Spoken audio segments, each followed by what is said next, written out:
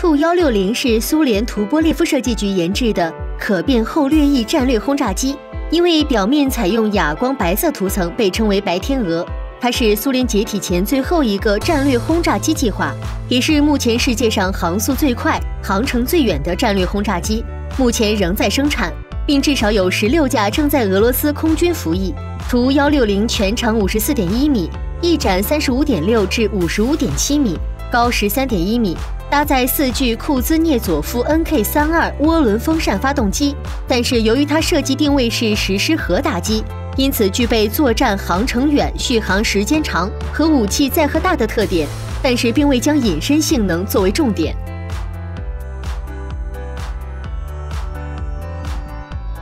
ER-96是苏联伊留申设计局研制的宽体客机，应用了带翼稍小翼的超临界机翼、玻璃座舱和电传飞行操作控制系统等先进技术。它有3种不同的型号，其中最早的是ER-96-300，全长55.3米，最大宽度60.11米，高17.5米，搭载4具由沈韦措夫发动机设计局研制的 PS-90A 型涡轮风扇发动机。当达到最大载客量235人之后，ER-96-300的最大航程可以达到7000海里，可以直飞从莫斯科到美国西海岸的航线，并可以与空客 A340和波音777等同级别客机进行竞争，而且定价比同级别的西方客机便宜30%以上。ER-96-300也被俄罗斯总统弗拉基米尔·普京选中，作为他的 VIP 专机，改型被编号为 ER-96-300PU， 其中 PU 为俄语指挥所的缩写。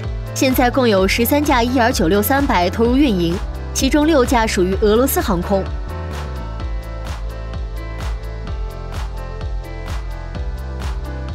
A330-700L 超级大白鲸是主要用于运送飞机大型半成品的特殊用途货机，它的前段机身是基于 A330-200， 后段则基于 A330-300开发而成。作为空客大白鲸的后续机种，也同样拥有巨大的机身上半部与造型独特的机手驾驶舱，全长63.1米，最大宽度8.8米，高18.9米，搭载2具罗尔斯罗伊斯特伦特700发动机。A330-700L 是同批6架中的第1架，2020年1月9日进行了它的首次运营飞行，并预计在2023年底前6架全部投入运营。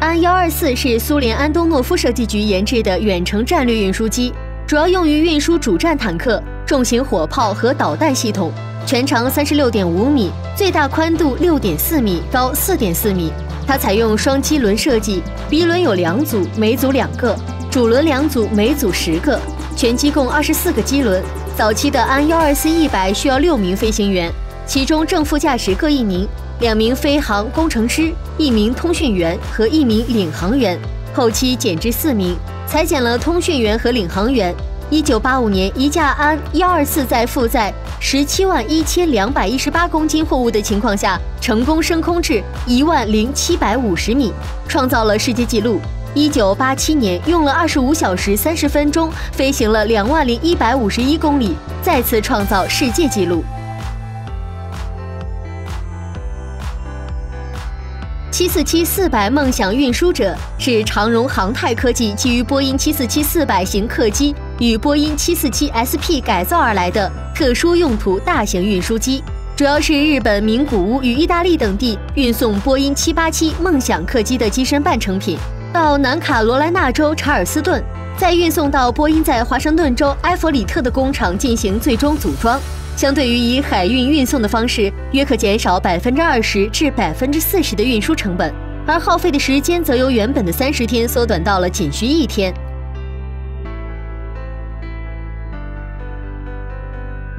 这是缩尺复合体公司受平流层发射系统公司委托制造的巨型双身运输机，也是世界首架巨型双身飞机，超越了休斯 H4 大力神，成为目前世界上翼展最大的飞机。它采用非传统的双机身设计，每个机身长达73米，下方各有12个主起落架和2个机鼻起落架，整架飞机共有28个起落架。每侧机翼下安装有3台惠普 PW4000大涵岛比涡轮风扇发动机，每台可以提供约252.4千牛米的推力。它的引擎、航电、座舱、起落架等不少关键部件都来自波音747-400。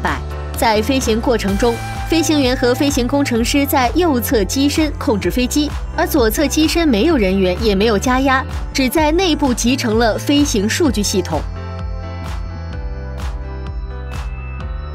C5银河是洛克希德马丁研制的大型战略军用运输机，也是美国空军现役最大的战略运输机。首架 C5A 运输机在1969年交付美国空军，随后参与多场战争，包括越战、南斯拉夫内战、伊拉克及阿富汗战争。它几乎可以装载美军的全部战斗装备，从美国到达全球任何一个战场，并可以在相对较短的距离起飞和降落。地面工作人员可以同时在 C5的前后舱门进行装载和卸载。升级版的 C5M 超级银河配备新型引擎及其他现代化设备，预计将服役至2040年。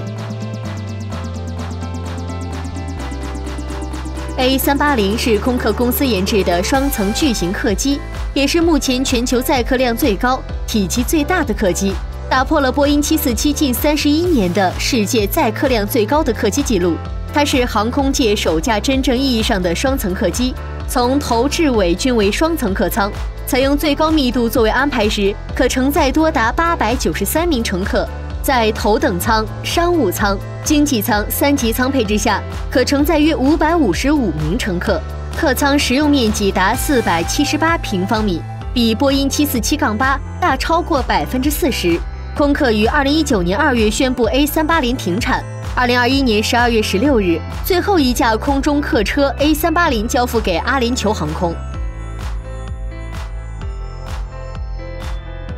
747-8是波音制造的大型宽体飞机，是巨无霸客机波音747系列第4代，也是最后一代，曾是美国所建造最长的民航机。它有2个型号，分别是洲际版 747-8L 客机以及 747-8F 货机。波音于2017年6月宣布停产 747-8L， 但继续生产 747-8F。目前，美国政府已经决定将空军1号总统专机升级为波音747-8，预定在2024年正式服役，取代现有的 747-200B 机型。